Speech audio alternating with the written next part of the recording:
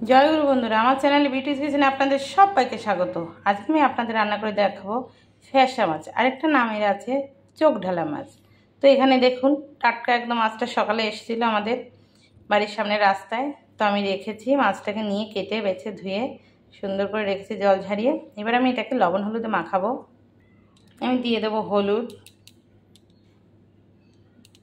দিয়ে দেবো লবণ, দিয়ে লবণ হলুদ এবারে মাছটাকে সুন্দর করে মাখিয়ে নেব। মাখিয়ে আমি তারপরে এটাকে আমি ভেজে নেব। কড়াইতে তেল দিয়ে দিয়েছি মাছ ভাজার জন্য। তেলটা একটু গরম হবে, তারপরে আমি মাছ ছেড়ে দেবো তেলের ভিতরে। আজকে আমি এই মাছ দিয়ে ওল দিয়ে তরকারি করব। এখানে দেখুন আমি ওল কেটে রেখেছি, একটু ছোটো ছোটো করে ডুমো ডুমো করে ওল কেটে দিয়েছি। এটাকে আমি একটু হালকা সিদ্ধ করে নেব ওলটাকে। তেল গরম হয়ে গেছে, এবার মাছ দিয়ে দেবো আমি একটা একটা করে।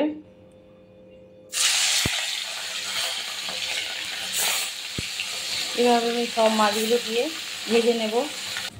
মাছ ভাজা প্রায় হয়ে গেছে, দেখুন এখানে ভেজে রেখেছি। কড়াইতে আর কটা ভাজা হচ্ছে। এবার ভাজা নামিয়ে আমি ওলটা বসিয়ে দেবো, ওল দিয়ে তরকারি করবো। এখানে এই যে জলে ওল সিদ্ধ বসিয়ে দিয়েছি একটু। ওলের কষটাকে আমি বের করে নিচ্ছি। ওলটা হালকা সিদ্ধ হলে বেশ ভালো হবে, তাই আমি সিদ্ধ করেছি। এবার নামিয়ে নেবো ওলটাকে। আমার সব মাছ ভাজা হয়ে গেছে, এই জন্য নামিয়ে নিয়েছি। এবার আমি এই কড়ার ভিতরে আমি ওলটাকে দিয়ে দেবো। তেলের ভিতরেই আমি ওলগুলো সব দিয়ে দিয়েছি। এবার আমি লবণ হলুদ দেবো। আমি এই ওলের ভিতরে না একটা আলু কেটে দিয়েছি। একটা আলুকে 8 টুকরো করেছি, ডুমো ডুমো করে কেটে। এবার আমি লবণ হলুদ দেবো। আমি দিয়ে দেবো পরিমাণ মতো হলুদ। আমি দিয়ে দেবো আন্দাজ মতো লবণ। এই লবণ একটু কমই দিতে পারে, কেটেটাও দেওয়া যায়, বৃষ্টি গেলে সমস্যা হয়ে যায় তরকারি। এবার আমি নেড়ে চেড়ে এবার জল দিয়ে দেবো। আর একটু নেড়ে চেড়ে নিচ্ছি। ওল তো জল বেশি থাকে না, জলটাকে পুরো টেনে নিয়েছে। পুরো জালটাকে বাড়িয়ে দিয়ে দেখুন, মাছ ভাজাতেও তো একটু কম জাল দিয়ে মাছ ভাজতে হয়, তাহলে মাছগুলো পুড়ে ধরে না, কিন্তু মাছ ভাজা হয় ভালো। আর ওলটাকে কিন্তু ফুল জাল দিয়ে দেখুন, ওলে কিন্তু জল নেই। অন্য সবজি কিন্তু তেলে করে দিলে জল ছেড়ে দেয়, ওলে কিন্তু জল ছাড়ছে না দেখুন, কেননা ওল পুরো টেনে নেবে। যতই জল বেশি দেওয়া হোক, ঝোলটা টেনে যায়। ভাজা হয়ে গেছে, এবার আমি জল ঢেলে দেবো। জল দিচ্ছি। এবার নেড়ে চেড়ে, যেহেতু ওল আলুর তরকারি, আমি একটু বেশি জল দেবো। এই যে জল দিয়ে দিয়েছি। এবার ওল জল মিলে জাল হবে। এবার সুন্দর করে আমি কাঁচা লঙ্কা চিড়ে দিয়ে দেবো। দেখুন তরকারি কি সুন্দর টকবগে ফুটছে। আমি যে কাঁচা লঙ্কা দিয়ে দিয়েছি অনেকগুলোই। এটা কিন্তু সরু মনে হচ্ছে, ছোটো ছোটো, এটা বেলডাঙার লঙ্কা। এতে কিন্তু খুব ঝাল, দেখতে ঝাঁটাঘাটির মতো, কিন্তু ঝাল কিন্তু কঠিন ঝাল একদম এই লঙ্কায়। তো এই যে কাঁচা লঙ্কাটা দিয়ে দিয়েছি। এবার একটু ঝোলে ঝালে জাল হবে।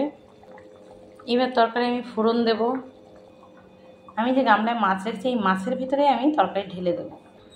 কড়া বসিয়ে দিয়েছি আমি ধুয়ে। এবার তেল দিয়ে দেবো ফোড়নের জন্য। তেল গরম হয়ে গেছে, আমি দিয়েছি তেজপাতা আর শুকনো লঙ্কা, মাঝখানে ভেঙে দিয়ে দেবো জিরে। এটা একটু ভাজা ভাজা হবে, একটু লাল হবে। জিরে কিন্তু সবসময় একটু লাল লাল করে দেবে, তাহলে কী হয়, তরকারির সেন্ট ভালো আসে। হয়ে গেছে, এবার আমি তরকারি ঢেলে দেবো। তরকারি ঢেলেছি দেখুন। এবার তরকারি একটু টকবগে ফুটবে, আমি একটু ভাজা জিরে গুঁড়ো করে রেখেছি, সেটা আমি দিয়ে দেবো। দেখুন ওল কিন্তু গলে গেছে, এই যে দেখেছেন, সিদ্ধ করে নিয়েছি। আলু তো গলেই যাবে। চন্দ্রমুখী আলু তাড়াতাড়ি সিদ্ধ হয়ে যায়, সিদ্ধ না করলেও হয়, ঘেটে যায় একদম সিদ্ধ করলে। তো এবার আমি ভাজা জিরে দিয়ে তরকারি নামিয়ে নেব। আমি দিয়েছি ভাজা জিরে, ছোটো চামচের 1 চামচ ভাজা জিরে দিয়ে দেবো গুঁড়ো করে, এই যে সুন্দর করে একটা স্বাদ আসবে ভালো। এবার আমি নেড়ে চেড়ে নামিয়ে নেব। আর মাছটা কড়া করে ভাজলে মাছ কিন্তু ভাঙবে না, দেখুন একদম গোটা। এভাবে কিন্তু ওল আলু দিয়ে এবং চোখ ঢালা বা ফ্যাসা মাছ দিয়ে তরকারি করে খেয়ে দেখুন, খেতে কিন্তু ভীষণ ভালো লাগে। একবার করে খেয়ে আমাকে কমেন্টে জানাবেন খেতে কেমন লাগে। এবার নামিয়ে নেব। দেখুন বন্ধুরা, ওল আলুর তরকারি দেখেছেন কি সুন্দর হয়েছে। এই যে যতটা একটু ঝোল দেখাচ্ছে এটা কিন্তু পুরো টেনে যাবে। ওলের তরকারিতে মারাত্মকভাবে জল টেনে নেয়। তো আমার এই রেসিপিটা যদি ভালো লেগে থাকে তাহলে please please please like share comment করতে কিন্তু ভুল করবেন না, সাবস্ক্রাইবটা করে দেবেন। জয় গুরু।